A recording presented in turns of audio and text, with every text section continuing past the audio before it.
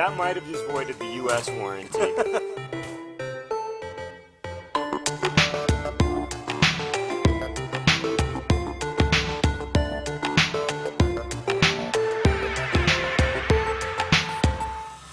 Hello, moon.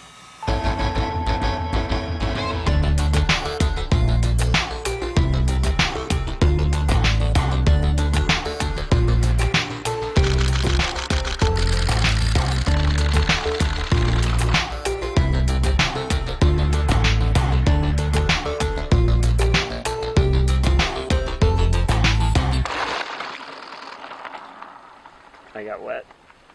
Oh, you know what the issue is? What? Rex Lint is blocking the whole The whole frame is Rex Lint. When Nikon called me and described the D4 and I saw the list of technical attributes, I realized this was an amazing opportunity to do something that was more than just visuals put to music, but actually to tell a story with voice. The line between conventional still cameras and conventional video cameras just continues to get blurred. I really wanted to take a close look at what motivates high-end adventure athletes to push themselves to the limit. Quickly, the subject and the title of the film became Why. It was getting inside the heads of some of the most elite adventure athletes on the planet. This was a super aggressive schedule to try to shoot 3 athletes in 3 unique geographic locations in just a 12-day window. We had over 20 cases of equipment that needed to travel with us. We had only 3 days per location, and in those days we were trying to pack a lot in. We were scouting for the first time, we were planning logistics, coordinating any type of rigging that needed to take place, shooting for 2 days, and that was our weather window. If something went wrong, we only had those 3 days.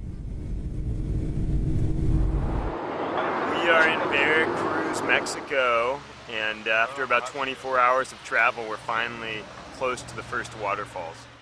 The challenge in Mexico really was finding, in a limited amount of time, the right river environments that allowed us to shoot as much quantity of content as possible.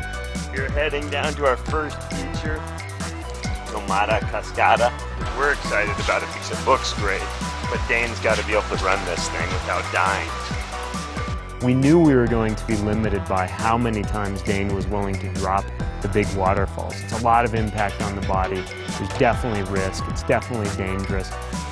This is doable. This is definitely, I'm glad it's And it turned out that Dane ended up dropping one of the largest waterfalls of his life, Tamata Falls.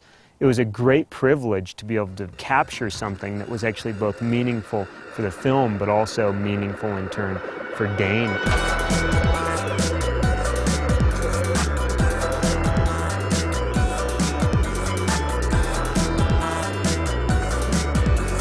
I think in Veracruz, the ability to really rappel right down to the lip of the waterfall and move the camera, just literally 2 feet from Dane's head as he came flying out over the drop, allowed for a new visual. And that's always what I'm striving for, is how do we show the world in a new way? That's pretty neat. Yeah. The whole pool back there. Yeah.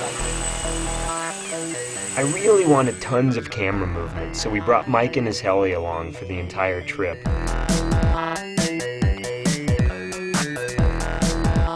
We tried to be methodical and safe about each shot, but on day 2 we pushed it a little too far. Oh, we got a ditch in the woods.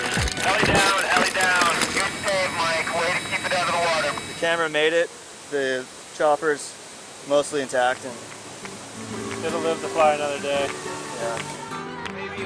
One of the things you don't see in the Why film is actually where we were, like the idea that we're in Mexico. We're in the heart of Mexico in Veracruz, where the culture is alive, the colors are vibrant, the food is fantastic, there's cold beer at every meal. And that's really something that with more time I probably would have included in the film, but there's a point at which you have to decide what is the core story. Grab me a donut. And the color of Mexico just didn't fit into that. This is the other 50% of what we do. When we're not shooting, we're really just baggage handlers. Photography and filmmaking require a lot of gear. We pack, unpack, repack, unpack, travel a little bit, then pack and unpack a handful of times. Over the years, I've spent a lot of time in Moab, Utah, and it's one of my favorite destinations because of the fantastic landscape, red rock, and some of the most brilliant, vibrant light that I've ever seen. And when you put a great athlete like Rebecca Rush on a bike that she can seemingly ride any place, nothing's too difficult, I knew we had the ingredients for putting together a great segment for Rebecca.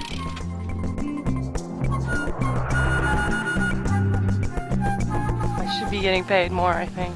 Please, Rebecca, do you think maybe you could ride a little? Hello, is this Rebecca's agent?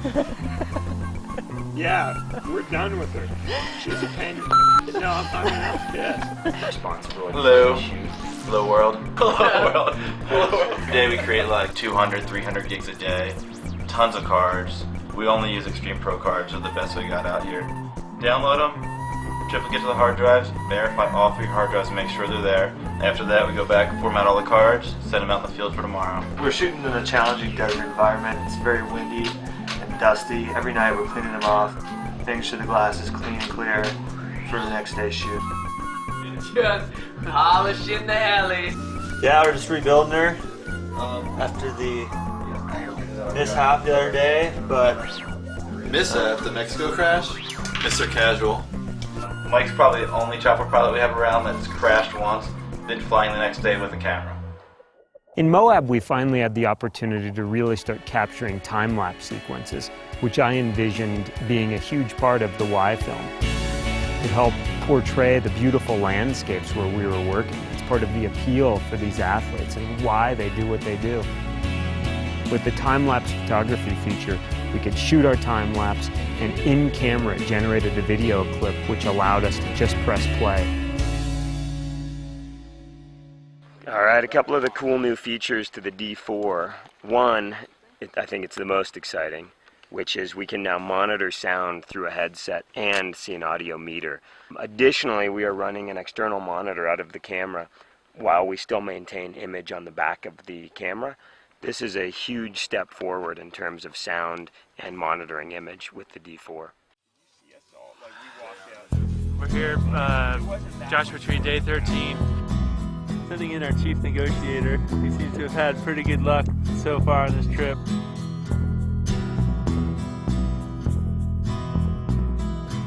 By the time we arrived in Joshua Tree National Park, as a crew, we really had our act together. We knew what we needed to accomplish.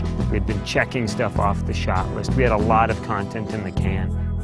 You know, there are these amazing piles of rock out in the desert, and on those piles are these hidden gems, which are rock climbs, and there's cool caves to climb through and amazing vegetation.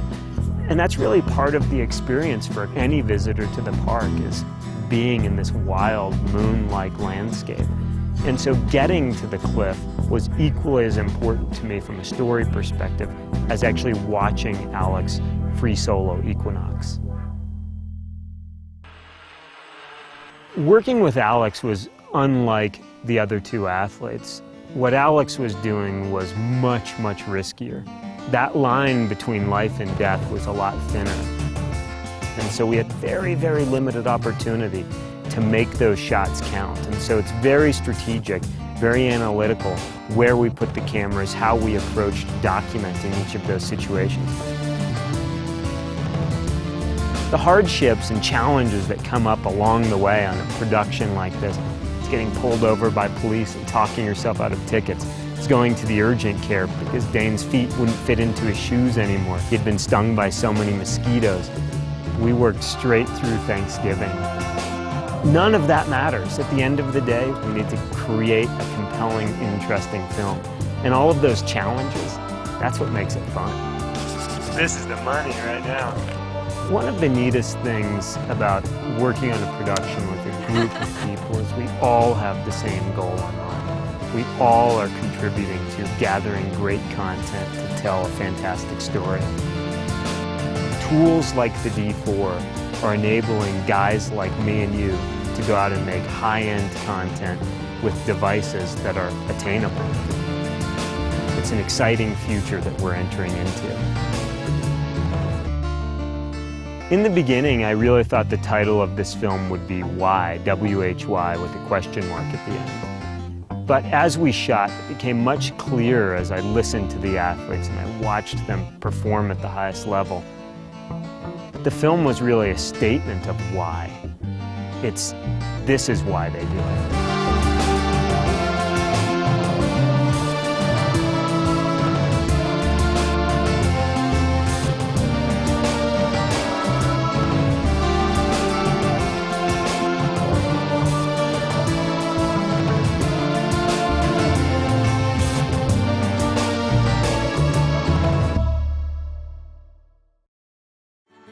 I put together a team of people that I really wanted to spend time around, but who were also equally as passionate about telling the story of why. And it's that camaraderie. It's when you're exhausted and you're working hard, and you still need to be able to look at the folks you're working with and have a big smile on your face, because this is what you love doing.